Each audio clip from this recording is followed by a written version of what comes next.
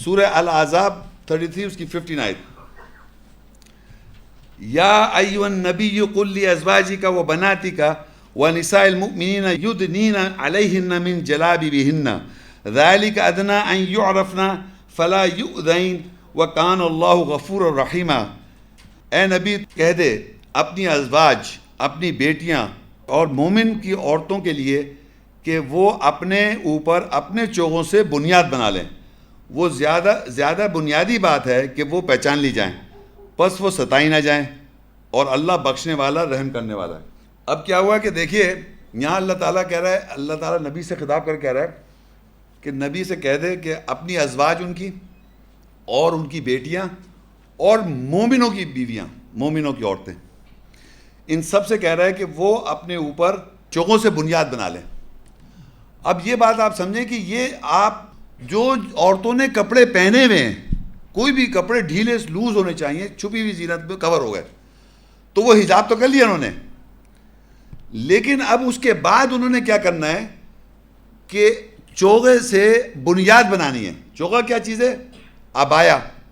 یا آپ دیکھیں جب آپ کو ڈگری ملتی ہے تو ایک خاص دن کو ایک خاص عبایا پہنا جاتا ہے.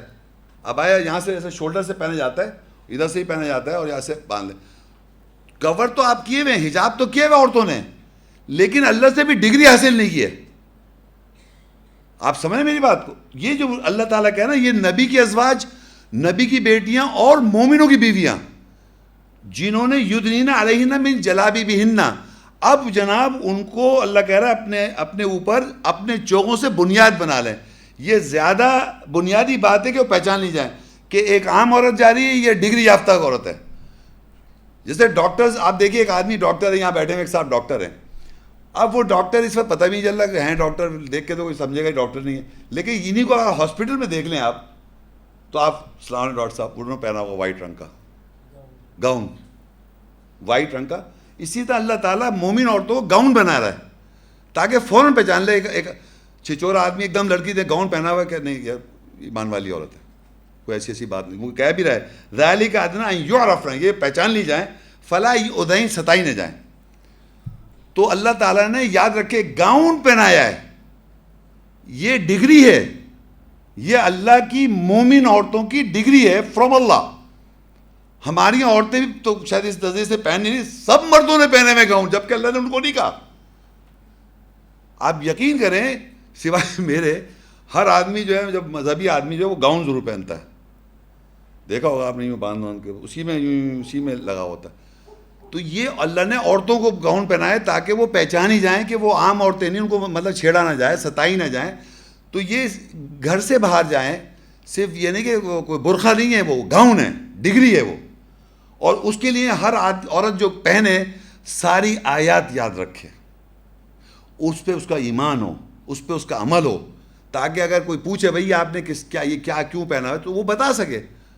جیسے ہماری کوئی داڑھی رکھ لے اور پتہ کچھ ہے نہیں، اگر فرض کریے کوئی آدمی داڑھی اتنی بڑی کر لے اور اس سے پوچھا بھائی قرآن کی آیت بتاؤ، وہ بتا نہیں سکتا، وہ کیا عمل ہے کچھ بھی نہیں پتا.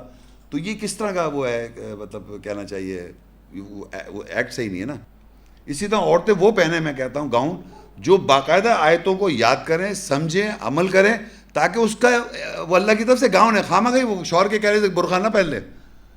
ہاں صاف بتا رہا ہوں میں، شوہر کے کہنے سے برقع نہ پہنے، بلکہ وہ ان آیات پہ عبور سمجھ کے اور سچ سمجھ کے اس پہ عمل کریں. تو یہ ہے، یہ گاؤن جو ہے نا، یہ ڈگری ہے. یہ ہے یدنین علیہن من جلابیبہن ذالک ادنی ان یعرفن فلا یؤذین وکان اللہ غفور رحیمہ، کہ اپنے اوپر اپنے چوغوں سے بنیاد بنا لیں، اور وہ زیادہ بنیادی بات ہے کہ وہ پہچان لی جائیں، بس وہ ستائی نہ جائیں، اور اللہ بخشنے والا رحم کرنے والا ہے. ابھی تک کوئی آیت نہیں آئی کہ سروں کو چھپانا ہے نہیں قرآن میں کہیں نہیں لکھا سروں کو چھپانا. نہیں بتا رہا ہوں میں، جتنی آیتیں پڑھ رہا ہوں اس کے علاوہ، بلکہ میں تو حجاب کی بہت آیتیں بتا رہا ہوں، لوگوں کو تو اس سے 2 آیتیں پتہ ہیں صرف.